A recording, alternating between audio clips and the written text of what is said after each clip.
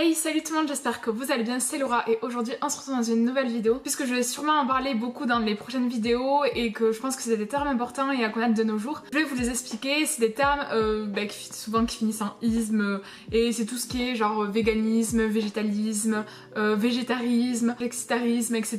et tous les autres mots un peu barbares où on sait pas forcément vraiment à chaque fois à quoi ça correspond et quelle catégorie en quelque sorte, même si j'aime pas vraiment les catégories, c'est des catégories, c'est des étiquettes. Qu'est-ce qu'en gros ça englobe et qu'est-ce que ça veut dire, parce qu'en général c'est vrai que les gens font souvent la confusion et cette vidéo sert à ça si vous ne savez toujours pas ou que vous avez des doutes. En tout cas je pense qu'elle peut vous être très utile. Dans cette vidéo je vais vous expliquer le terme de végétarisme, véganisme, végétalisme, de flexitarisme aussi, de pesco-végétalien, de paléo parce que ça aussi on n'en parle pas beaucoup et pourtant je pense que c'est important, et aussi de crudivore. Donc on commence tout de suite avec un disons des plus courants entre guillemets, en tout cas ceux où la plupart du temps les gens comprennent assez facilement, c'est le végétarisme. Donc être végétarien ou végétarienne, en gros c'est ne pas manger de viande ou de poisson. Il y a aussi la petite variante du pesco-végétarien qui lui va manger du poisson mais il ne va pas manger de viande. C'est tout jusque là.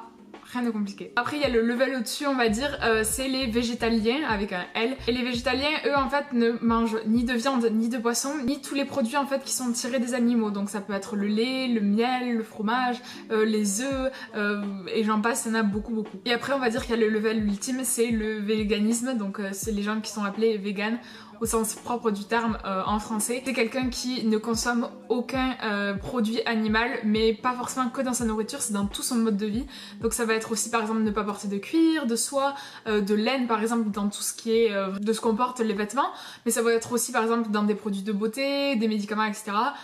Qui ne soient pas testés sur les animaux. Ça englobe vraiment en fait tous les aspects de notre vie et non pas juste l'aspect alimentaire en fait. Et le spécisme c'est quoi? C'est le fait de penser que les êtres humains sont supérieurs aux animaux. Et pour les véganes, en général, la plupart pensent que les animaux et les êtres humains sont égaux et doivent être respectés comme tels. Et en général, c'est pour cette raison qu'ils sont devenus véganes. Il y a aussi par exemple pour les végétariens, les végétaliens et les véganes ce qu'on appelle le flexitarisme. Quand on ne se définit pas encore comme par exemple végétarien, qu'on continue toujours à consommer de la viande mais dans des quantités moindres, par exemple pas en mangeant tous les jours ou à tous les repas, et en mangeant plutôt qu'à certaines occasions, par exemple quand c'est des repas de famille ou par exemple quand on sort, parce que c'est plus compliqué, c'est sûr de trouver des produits végétariens, même si en ce moment ça commence à se développer, ou par exemple une fois tous les 3 jours, et qui tend aussi à manger de la viande de meilleure qualité et de par exemple pas l'acheter en supermarché mais plutôt l'acheter en boucherie où on aura déjà une meilleure qualité de viande et entre guillemets une meilleure qualité de vie pour l'animal qui a été tué, même si ça reste pas forcément dans des conditions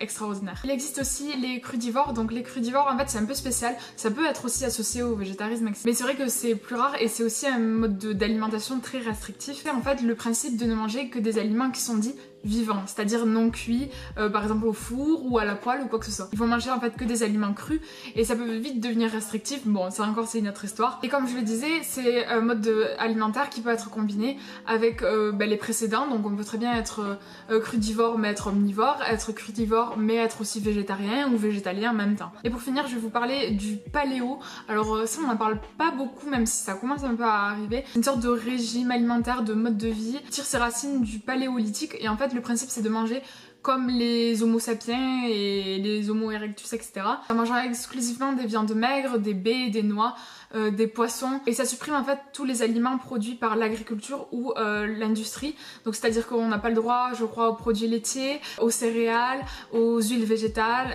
aux huiles tout court, à un peu tout ce qui a été transformé, modifié, tout ce qui est pas brut en fait, tout ce qui est pas produit brut, ils ont pas le droit entre guillemets de les manger. Et voilà, je pense que j'ai fait le tour un peu de tous les mots en tout cas qui vont sûrement souvent revenir. Bon après je dis ça mais crudivore et paléo pas forcément, même si je pense que c'est des mots importants à connaître parce que certains vous en parleront peut-être. C'est souvent des mots où en fait on connaît pas forcément véritablement leur signification ou qu'est-ce que ça désigne en particulier. C'est pour ça que j'en ai parlé dans cette vidéo. J'ai surtout bien entendu parler de mode alimentaire et de mode de vie. Je pense que ça fera l'objet d'une vidéo sûrement à part avec tous les termes en isme mais qui désignent plutôt une idéologie ou des pensées ou un courant de pensée ou tout ce que vous voulez. Ça aussi je pense que j'en parlerai mais dans une autre vidéo. En tout cas j'espère que cette vidéo vous aura plu. En tout cas si elle vous a plu n'hésitez pas à la liker et à la partager, à me suivre sur les réseaux sociaux et sur la chaîne si vous voulez voir d'autres vidéos. Et moi je vous dis à une prochaine vidéo. Bye bye!